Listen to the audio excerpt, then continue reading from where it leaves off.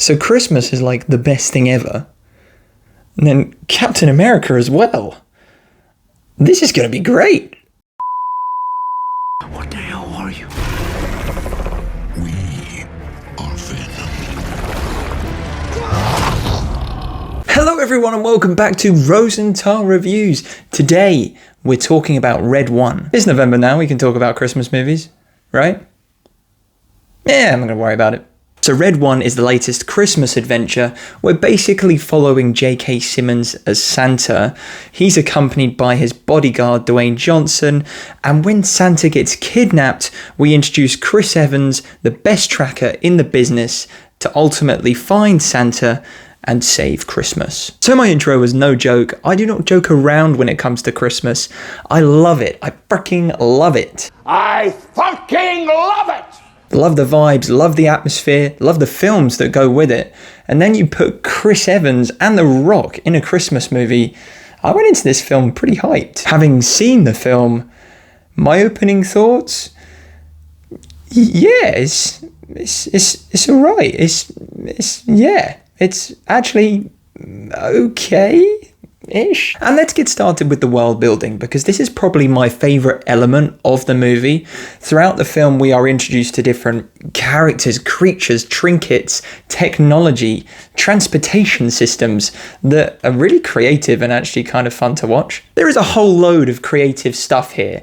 And yeah, sure, like sometimes it's snowmen creatures that are like weird and goofy, but more often than not, this is the most entertaining thing about the film. In particular, one of my favourite bits of technology, The Rock wears this like Omnitrix-like watch, which gives him an array of different powers which are used pretty creatively throughout the film. I enjoyed that. That was a nice touch. With actors like The Rock and Chris Evans, J.K. Simmons in this film, it's no surprise that with all the other stuff that goes along with it, this film has a budget of $250 million. Yes, 250 million. And as budgets go for Christmas films, this is on the, it's a little bit more expensive. And yeah, you can tell that there's just been a bunch of money that's been thrown at this film. For example, there is a bunch of visual effects utilized throughout the film. Some of them work, some of them didn't. Not gonna lie, a lot of the effects in this looked pretty rushed. I think rushed is the right word. They didn't quite look finished or sharpened. So yeah, like sometimes the visual effects, they look a bit off. But you know what? It's a Christmas movie with the freaking Rock in it. Like the expectations aren't overly high.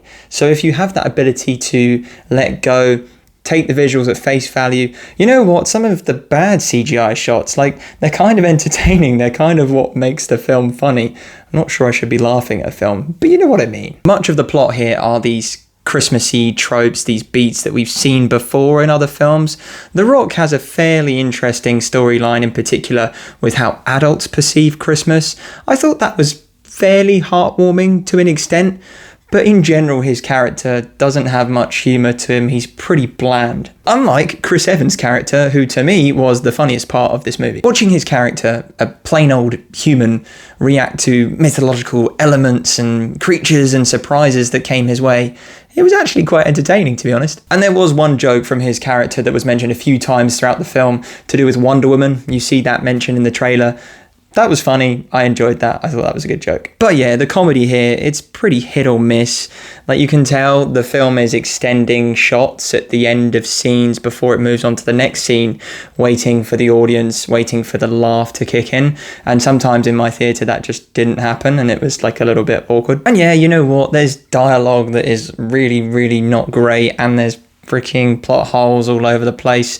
And there's more, but if you can just go into this film and take it for what it is, this big like cheese sandwich of a Christmas film, it's not too bad a time at the cinema. Overall, on the Rosenthal Reviews ranking, I'm going to give Red One a 4 out of 10.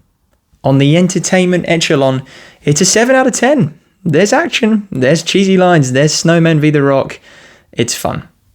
And on the feeling factor, I'd say the feeling you get the most throughout the film is this slightly good but also slightly bad Christmassy cringe.